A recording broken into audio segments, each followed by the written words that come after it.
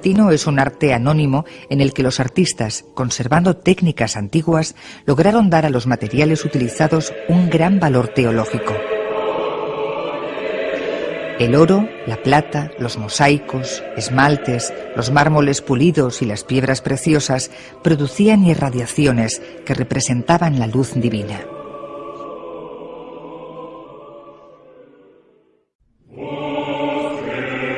La sólida administración del Imperio Romano de Oriente fue un modelo administrativo que se transmitió al mundo ruso-eslavo, la Europa occidental y la administración califal árabe.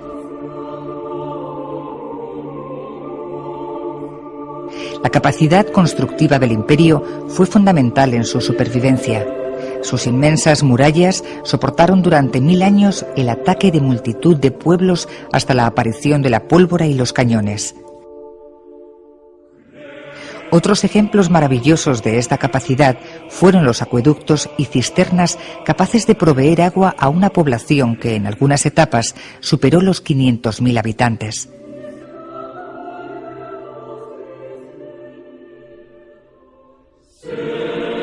Estos pueblos que fracasaron en las murallas intentaban conquistar el mito y el sueño que era Constantinopla, la ciudad de oro.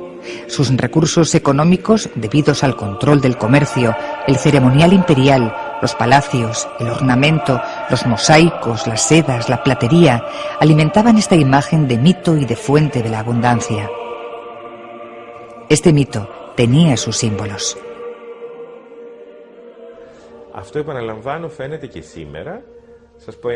En la bandera actual de Rusia figura el águila bicéfala, que es el símbolo de Bizancio, y los rusos la han adoptado considerando que son, y hasta un punto lo son, herederos de Bizancio, que el imperio ruso es herencia bizantina. Y no solo Rusia, otros países tienen también como símbolo al águila bicéfala, considerando que tienen raíces en el imperio bizantino.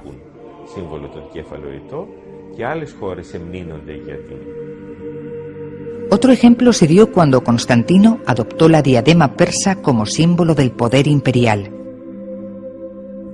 Con este acto marcó un modelo que fue evolucionando hasta las coronas reales que ostentaron todas las monarquías.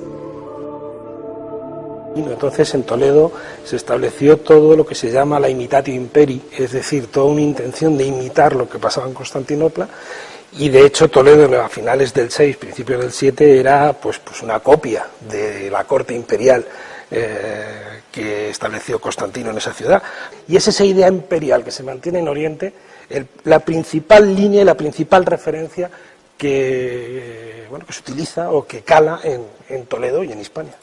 Pues evidentemente que hay un mundo común, hay una cultura común en torno al Mediterráneo, en la que, pues quien dicta los cánones, quien dicta las modas, evidentemente es el imperio. Pero quizá la aportación más importante en este campo fue el derecho romano, gracias a las compilaciones de los emperadores Teodosio y Justiniano, que se conservaron y se distribuyeron.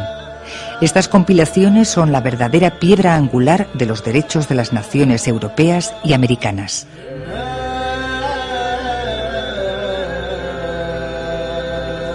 El movimiento codificador del siglo XIX toma en consideración lo dispuesto en el derecho romano a la hora de la redacción de los distintos códigos de derecho civil en Europa, como el francés de Napoleón, el alemán, el español y hasta de fuera de Europa, como curiosamente el código japonés de 1898, recientemente modificado por una ley de 2004.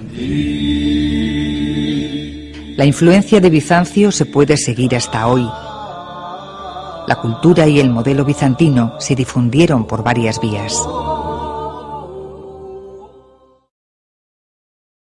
A comienzos del siglo VII, los imperios bizantino y sasánida están agotados tras mantener una prolongada guerra. Las rutas comerciales alejadas de las zonas de conflicto se fortalecen, como es el caso de la zona árabe con centro en la Meca. En esta circunstancia, los árabes y su nueva religión, el Islam, se expanden rápidamente por Oriente hasta la India y por Occidente hasta España. El Islam ocupa territorios del Imperio Bizantino poblados con numerosas comunidades cristianas que contaban con artesanos, administradores, escribanos y todo tipo de especialistas bizantinos.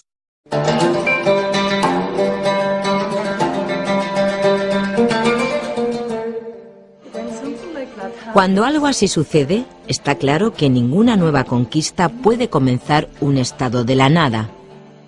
Tiene que basarse en lo preexistente, en sus estructuras sociales y administrativas. En los primeros tiempos, la oración se orientaba hacia Jerusalén, ya que se consideraba a Mahoma el último de los profetas judíos. El precepto de no representar figuras humanas impedía la realización de iconos. En el Islam prevalece la difusión oral y escrita. Se vuelve la mirada hacia el saber clásico helenístico, como siglos después ocurrirá en el Renacimiento europeo. Pero a diferencia de este, los árabes no toman la literatura o el teatro, sino que se interesan por la filosofía y la ciencia exclusivamente.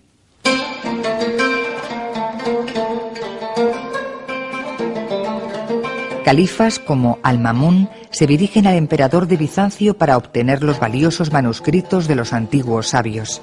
Recae sobre los griegos de Asia Menor la monumental tarea de traducir todos estos libros al siríaco y al árabe.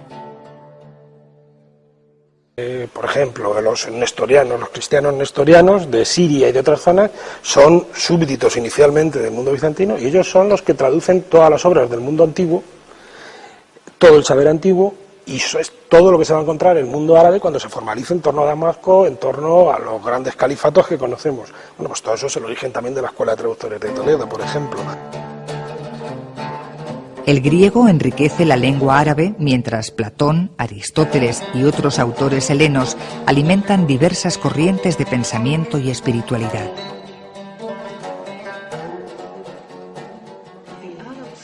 Los árabes o los musulmanes no recibieron la herencia clásica griega en vacío, en una cápsula del tiempo. Lo que ellos recibieron es lo que los bizantinos les entregaron, y parte de lo que recibieron es la interpretación bizantina de lo que significaban estos textos y, por supuesto, lo adaptaron a sus propias necesidades y significados. A este sincretismo se suman elementos de las culturas persa e india. Se ha creado una cultura universalista integrando la ciencia y la filosofía griegas en una concepción musulmana del mundo. En el año 1453, los turcos otomanos toman Constantinopla y sustituyen a los bizantinos casi en los mismos territorios, a la vez que se renueva el enfrentamiento entre lo que habían sido las partes oriental y occidental del Imperio Romano. Constantinopla se convierte en el centro multiétnico de una nueva civilización que recoge las tradiciones turco-mongolas, islámicas y bizantinas. Ser herederos del Imperio Romano significó que con la conquista de Estambul, los otomanos realmente llegaron a convertirse en un imperio, en un gran imperio dirigido desde un centro, desde Estambul, y al igual que el Imperio bizantino, mantuvieron una estructura imperial multicultural, multinacional, multilingüe y multiconfesional.